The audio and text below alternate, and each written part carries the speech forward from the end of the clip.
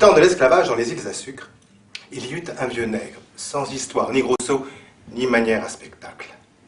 Il était amateur de silence, goûteur de solitude.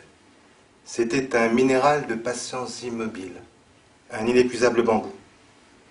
On le disait rugueux telle une terre du sud, ou comme l'écorce d'un arbre qui a passé 1000 ans.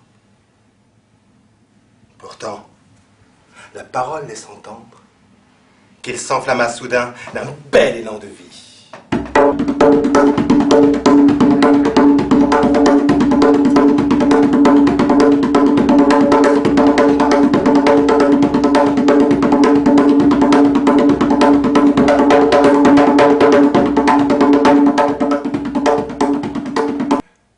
On se demandait à quoi pouvait servir ce monstre. On eut bientôt la réponse.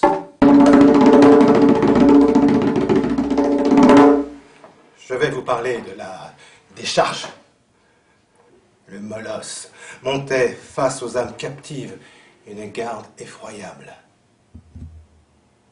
C'est dire que l'on fut ébahi de voir que le vieil homme l'avait quand même défié. Comment cela était-il possible? Lui si vieux et si proche de la mort.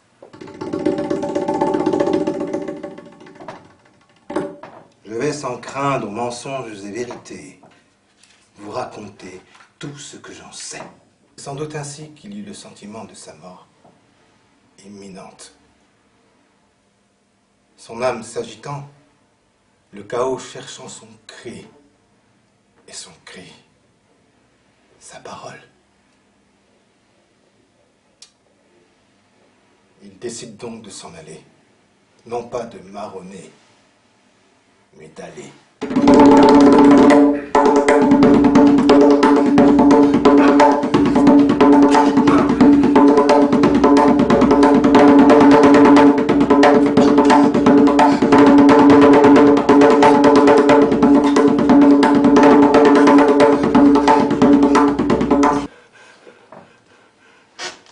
Alors il écoute encore, désespéré.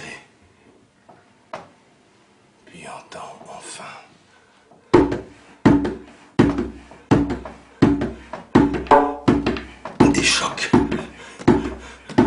Des chocs sourds. Bidon, bidon, bidon, bidon, bidon.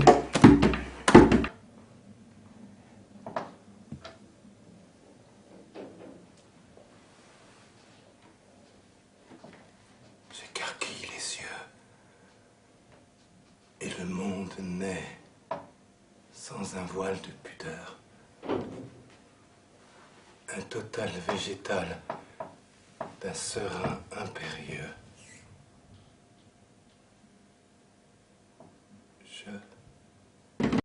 La source! Le molosse est au fond de l'aile marécageux et se noie le corps. Un griffe à mort, des morts friables, s'enfonce, remonte pour s'enfoncer encore. Mes bras au ciel, Hosanna, oh Gloria!